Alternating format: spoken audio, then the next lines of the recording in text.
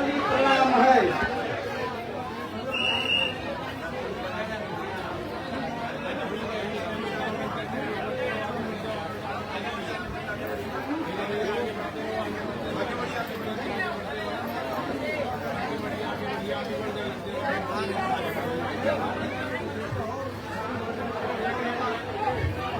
ध्यान दीजिए, किसी का मंगल सूत्र जो है वो गिर करके जो है यहाँ प्राप्त हुआ है, जिसका हो अपनी पहचान बता करके ले जाएंगे। आराम आराम से आइए, आराम आराम से आइए, आराम आराम से आइए, आराम आराम से आइए। महाराज जी बराबर अपनी कृपा दृष्टि आपके ऊपर डाल रहे हैं। आप उनकी आंखों में प्रणाम करते हुए आगे बढ़ जाइए। महाराज जी के चरणों में झुकने की कोई जरूरत नहीं। आप महाराज जी की आंखों में प्रणाम करिए। जब आप महाराज जी के पास आइए तो अपनी सेवा दक्षिणा झोली में डालते हुए आशीर्वाद लेकर आगे बढ़ जाइए। महाराज जी का दर्शन करने के बाद दाहिनी तरफ गुरु महाराज की चरण पादुका का मंदिर है।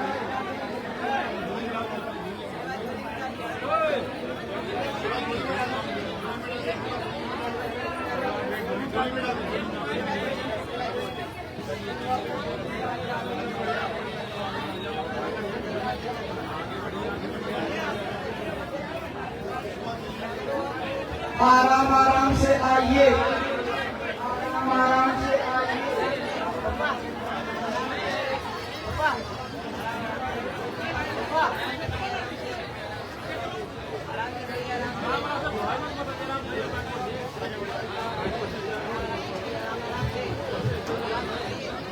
आराम आराम से आइए। देखो माताओं बहनों, जब दर्शन करने के लिए आइए तो एक लाइन में आइए, आगे पीछे एक लाइन में आइए। किसी के कंधे पर कोई हाथ नहीं रखेगा। आपके कंधे और पीठ पर कोई हाथ रखता है तो आप उसको फौरन हटा दीजिए। और दर्शन करने के लिए जब आइए तो अपने कपड़े से, साड़ी या दुपट्टे से अपने सिर को, कान को, गले को अच्छी तरह ढक करके तब दर्शन करने के लिए आइए। महाराज जी के आगे आने पर अपनी सेवा दक्षिणा झोली में डालते हुए आगे बढ़ जाइए।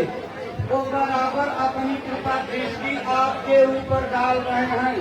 आप उनकी आंखों में प्रणाम करके आगे बढ़िए। चरणों में झुकने की कोई जरूरत नहीं। भाई बहनों, महात्माओं की आंखों में दया का प्रकाश होता है। उनकी कृपा दृष्टि से बिगड़े हुए काम बन जाते हैं। आपको अपनी गृहस्थी और जिंदगी का बिगड़ा हुआ काम बनाना है तो महाराज जी की आंखों में प्रणाम करिए। आंखों में प्रणाम कर लिया तो समझ लीजिए कि सर्वांग प्रणाम हो गया। महाराज जी का दर्शन करके दाहिनी तरफ बढ़ेंगे तो गुरु महाराज की चरण पादुका का मंदिर है। ये वही मंदिर है जिसमें गुरु महाराज बराबर चला करते थे, रहा करते थे। उनके शरीर से निकली आध्यात्मिक किरणों से वो परम पावन मंदिर है, किसी तीर्थ से कम नहीं है। हम प्रेमियों के लिए दया दुआ का स्थान है। आप आराम आराम से दर्शन करने के लिए आइए। लाइन बना करके जैसी व्यवस्था हमारे व्यवस्थापक लोग आपको बता रहे हैं उसी तरह से आप व्यवस्था बना करके आइए। महाराज जी एक एक आदमी से मिलेंगे और सबको मिल करके तब आगे जाएंगे। इसलिए आपसे प्रार्थना है कि आप अनुसार एक एक लाइन में आइए, बिल्कुल आराम आराम से आइए। भंडारे के व्यवस्था पर ध्यान दें। आप अपने भंडारे के प्रसाद का काउंटर ज्यादा बनवाइए ताकि एक जगह भीड़ इकट्ठी न होने पाए।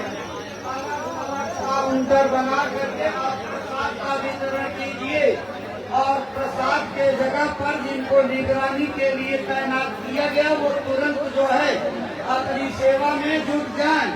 आराम आराम से आप आइए।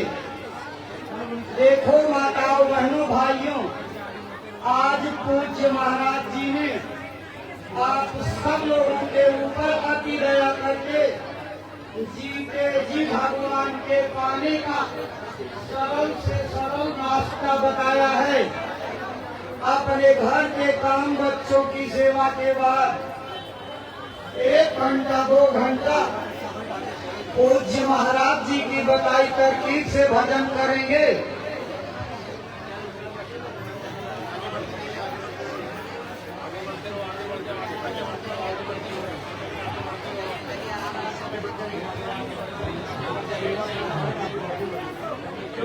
देखिए, जो काफिले के साथ लोग चल रहे हैं, जहाँ भीड़ भाड़ ज्यादा इकट्ठी हो रही है, वहाँ पर निर्देश दे करके एक लाइन में लोगों को लगवाने के लिए पहुँच जाइए ताकि एक लाइन में लोग दर्शन करने के लिए आम व्यवस्था के अनुसार। कोई जल्दबाजी नहीं, सबको दर्शन मिलेगा। महाराज जी जब तक एक एक आदमी से नहीं मिलेंगे तब तक जाने वाले नहीं हैं। सबको मिल करके तब यहाँ से जाएंगे।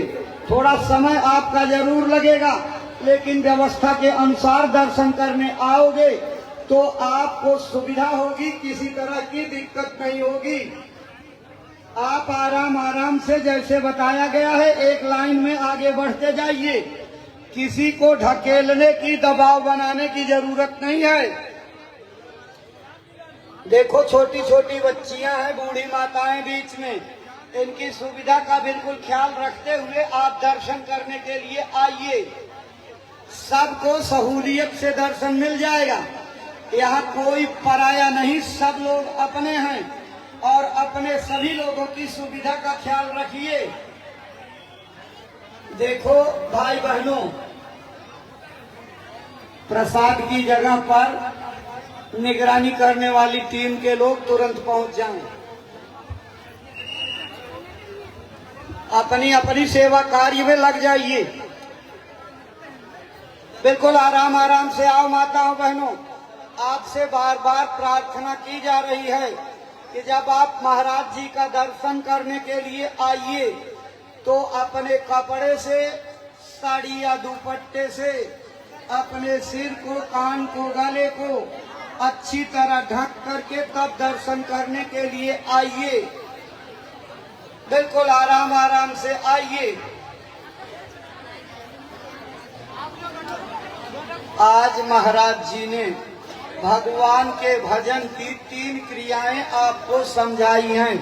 सत्संग में पूरा खुल करके एक एक बात बताया है। सुमिरन, ध्यान और भजन, इसके करने में कोई गलती ना हो जाए इसलिए एक बार फिर संक्षेप में दोहरा दिया जाता है। आप इसको याद कर लीजिए। पहली क्रिया है सुमिरन की। सुमिरन कहते हैं अपने गुरु के नाम और रूप को याद करना।